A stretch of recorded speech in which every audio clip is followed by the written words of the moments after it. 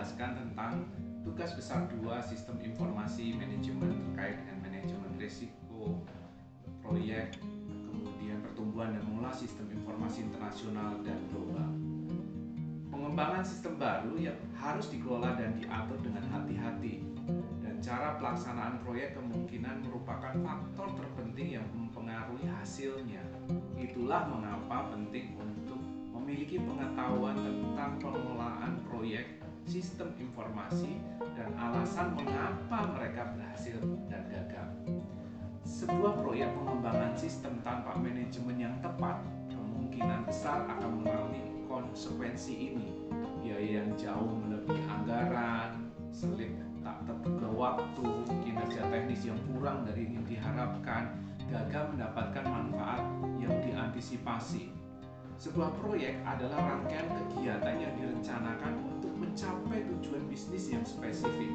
Proyek sistem informasi mencakup pengembangan sistem informasi baru, peningkatan sistem yang ada, dan peningkatan atau penggantian infrastruktur teknologi informasi perusahaan. Pengelolaan proyek mengarah pada penerapan pengetahuan, keterampilan, alat, dan teknik untuk mencapai target tertentu sesuai batasan anggaran dan waktu yang ditentukan. Rencana tersebut berfungsi sebagai peta atau jalan yang menunjukkan arah pengembangan sistem, alasan sistem atau situasi saat ini, perkembangan baru yang harus dipertimbangkan, strategi manajemen, rencana pelaksanaan, dan anggaran. Nah, sekarang bagaimana menentukan nilai bisnis dari sistem informasi? Nilai sistem informasi dari perspektif keuangan pada dasarnya berkisar pada masalah pengembalian modal yang diinvestasikan. Apakah sistem informasi tertentu menghasilkan keuntungan yang cukup membenarkan biayanya yang berasal dari investasinya? Biaya itu bisa meliputi perangkat kerasnya, telekomunikasi, perangkat lunak, layanan, personel, atau manfaat yang berwujud tentang peningkatan produktivitas, biaya operasional yang lebih rendah, mengurangi tenaga kerja, dan manfaat nyatanya adalah pemanfaatan aset yang ditingkatkan, peningkatan kontrol sumber daya, kemudian peningkatan perencanaan organisasi, informasi lebih tepat waktu, dan banyak lagi. Model penganggaran modal adalah salah satu dari beberapa teknik yang digunakan untuk mengukur nilai investasi pada proyek investasi modal jangka panjang. Metode penganggaran modal bergantung pada ukuran arus kas masuk dan keluar dari perusahaan. Proyek modal menghasilkan arus kas tersebut. Salah satu yang dalam menentukan nilai bisnis dari sistem informasi adalah model penentuan harga opsi nyata. Penggunaan konsep dari penilaian opsi yang dipinjam dari industri keuangan. Opsi pada dasarnya adalah hak, bukan kewajiban, untuk melakukan tindakan di masa depan. Opsi call misalnya adalah opsi keuangan di mana seseorang membeli hak untuk membeli aset pada harga tertentu pada atau sebelum tanggal tertentu.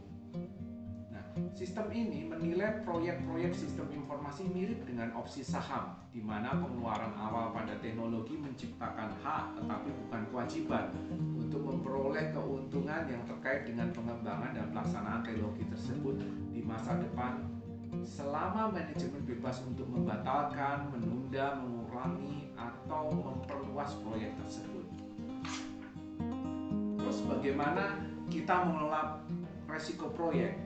Tingkat resiko proyek dipengaruhi oleh ukuran proyek, struktur proyek, dan tingkat keahlian teknis dari staf sistem informasi dan tim proyek. Ukuran proyek, semakin besar proyek, seperti yang ditunjukkan oleh dolar yang dikeluarkan, ukuran staf implementasi, waktu yang dialokasikan untuk implementasi, dan jumlah unit organisasi yang terpengaruh semakin besar resikonya. Sedangkan struktur proyek, beberapa proyek lebih terstruktur daripada yang lain. Persyaratan mereka jelas dan mudah, sehingga output dan proses dapat dengan mudah didefinisikan. Dan pengalaman dengan teknologi, risiko proyek meningkat jika tim proyek dan staf sistem informasi tidak memiliki keahlian teknis yang dibutuhkan. Presentasi yang sangat besar dari proyek sistem informasi tersandung karena proses perubahan organisasi seputar bangunan sistem tidak tertangani dengan baik. Pembuatan sistem yang berhasil memerlukan manajemen perubahan yang hati-hati. Untuk mengelola beban organisasi seputar pengenalan sistem informasi, baru secara efektif kita harus memeriksa proses pelaksanaannya. Implementasi mengacu pada semua aktivitas organisasi yang bekerja menuju adopsi, pengelolaan, dan rutinitas inovasi seperti sistem informasi baru. Dan dalam proses implementasi, analisis sistem adalah agen perubahan. Dua metode yang paling umum digunakan untuk mendokumentasikan rencana proyek adalah Gantt dan Graphicon. Bagan Gantt mencantumkan aktivitas proyek serta tanggal mulai dan selesai sesuai, meskipun bagan Gantt menunjukkan kapan aktivitas proyek dimulai dan diakhiri. Mereka tidak menggambarkan dependensi tugas, bagaimana satu tugas terpengaruh jika ada yang tertinggal, dan bagaimana tugas harus dipesan. Karena tujuan sistem baru adalah untuk memperbaiki kinerja organisasi, proyek sistem informasi harus secara eksplisit membahas cara-cara di mana organisasi akan berubah saat sistem baru dipasang, termasuk pemasangan internet, extranet, dan aplikasi web. Selain perubahan prosedural, transportasi, fungsi pekerjaan, struktur organisasi, hubungan kekuasaan, dan lingkungan kerja harus direncanakan secara hati-hati. Mari kita lihat tentang studi kasus proyek pembuatan software. Proyek pembuatan software tidak cukup hanya dikerjakan dalam waktu beberapa hari, bahkan sangat lama. Setiap tahapan bisa memerlukan yang waktu cukup lama, 1 bulan, 2 bulan, bahkan 1 tahun. Tahapan-tahapan itu yaitu adalah perencanaan dan analisa, desain,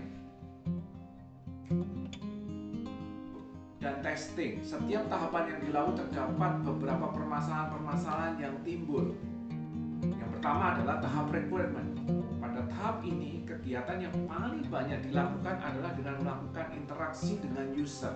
Permasalahan dalam proses pembuatan software yang dapat timbul pada tahap ini adalah permasalahan spesifikasi kebutuhan. Kebutuhan akan fitur dan report yang diinginkan seringkali tidak sesuai dengan sistem yang ada. Yang kedua adalah ketidaksepahaman sistem antara developer dan user. Seringkali antara developer dan user dikarenakan perbedaan pemahaman terjadi ketidaksepahaman mengenai alur sistem informasi akademik. Kemudian yang ketiga adalah metode analisa sistem. Metode analisa sistem yang digunakan oleh developer tidak sesuai dengan kondisi atau behavior dari user. Yang kedua adalah tahap desain. Pada tahap ini merupakan tahap yang dilakukan oleh developer.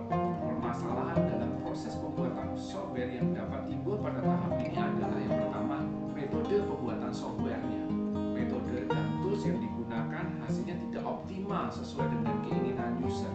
Organisasi pembuatan software untuk yang kedua, tidak ada koordinasi pada saat proses pembuatan software sehingga terjadi modul-modul yang tidak dapat digabungkan. Misalnya tidak sesuai dengan nama table, field, dan tipe data yang digunakan. Yang ketiga untuk tahapan adalah tahap testing. Nah, pada tahap ini merupakan tahap pengujian software yang dilakukan antara developer dan user dan diakhiri dengan pemeliharaan software. Permasalahan dalam proses pembuatan software yang dapat timbul pada tahap ini adalah pertama adalah perubahan regulasi, ketidaksesuaian keinginan user dengan software yang telah dibuat, tidak adanya risk management. Hal ini menyebabkan tidak ada langkah-langkah yang akan dilakukan apabila terjadi revisi.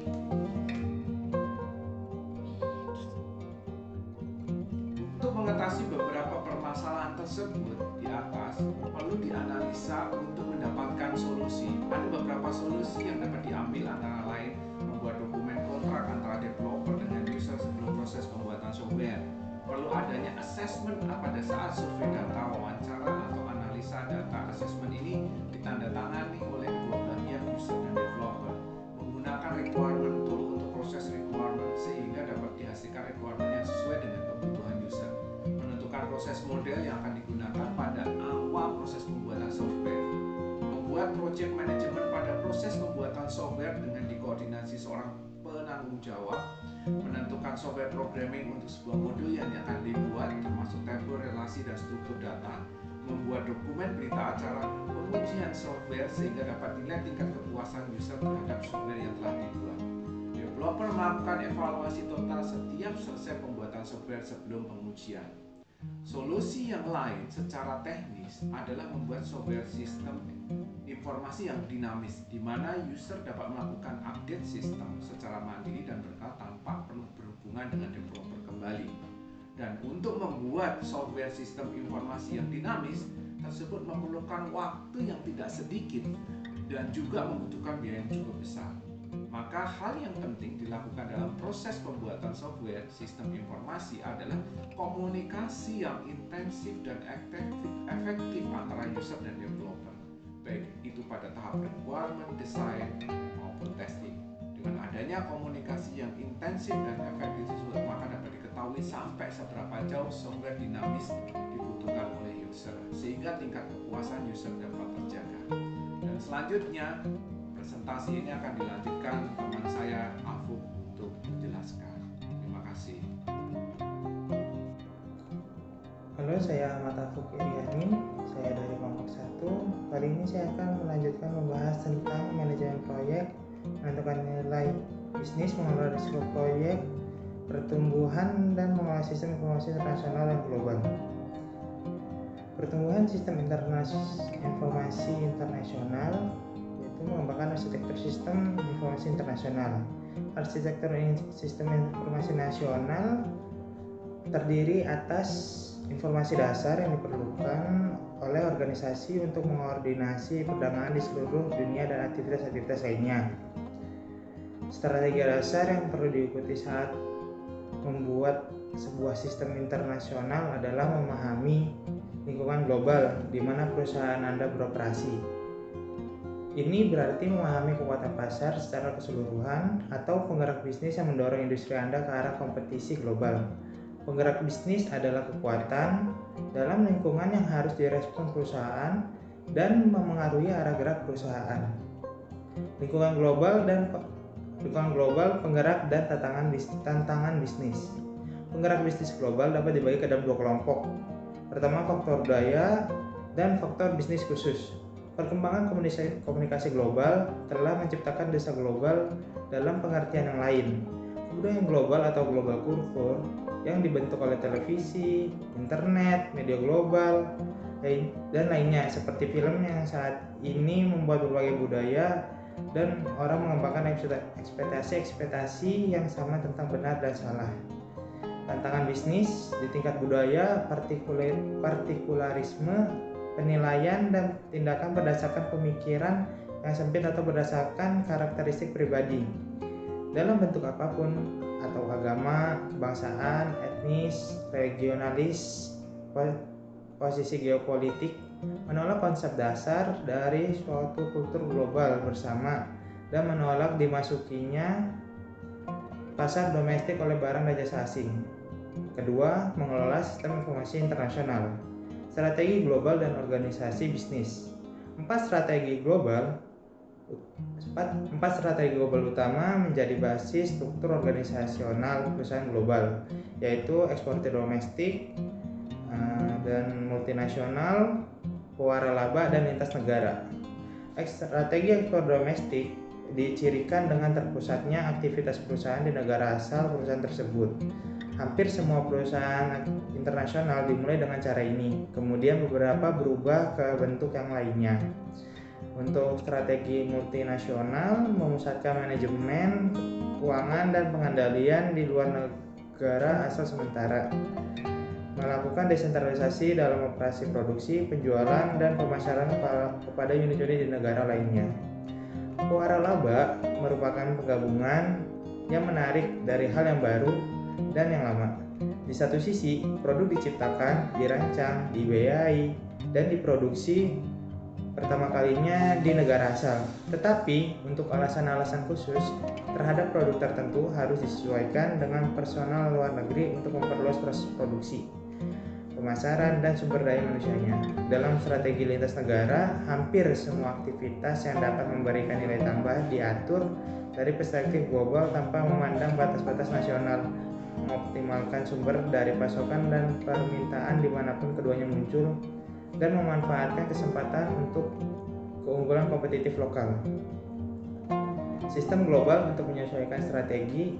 Yang dimaksud dengan istilah sistem adalah berbagai aktivitas yang dilibatkan dalam pembuatan dan operasi sistem informasi. Konsep dan keselarasan dengan rencana bisnis strategi, pengembangan sistem, serta aktivitas yang dilakukan terus-menerus dan pemeliharaan. Untuk jelasnya, 4 jenis konfigurasi sistem akan dipelajari. Yang pertama, sistem tersentralisasi adalah sistem di mana pengembangan dan operasi sepenuhnya berlangsung di tempat asal.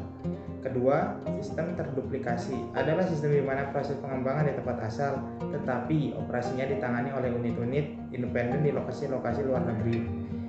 Ketiga, sistem desentralisasi merupakan sistem di mana masing-masing unit luar negeri merancang solusi dan sistem yang unik untuk masing-masing. Keempat, sistem jaringan adalah sistem yang pengembangan dan operasinya berlangsung secara terintegrasi dan terkoordinasi pada seluruh unitnya. Dan terakhir, pengelolaan sistem global. Sistem hanya dikoordinasikan dengan cara terpusat adalah kontrol keuangan dan pelaporan. Hasilnya adalah campur aduk dari hardware, software, dan telekomunikasi. Berikut adalah tantangan manajemen dalam pengembangan sistem global. Yang pertama, menyetujui persyaratan pengguna umum, memperkenalkan perubahan proses bisnis, koordinasi pengembangan aplikasi, koordinasi software rilis, pengguna lokal mendorong untuk mendukung sistem global. Sebuah strategi yang masuk akal adalah untuk mengurangi biaya agensi dengan mengembangkan hanya sistem global yang inti beberapa yang penting untuk operasi global, meninggalkan sistem lain di tangan unit regional dan lokal. Terima kasih. Sekian dan terima kasih.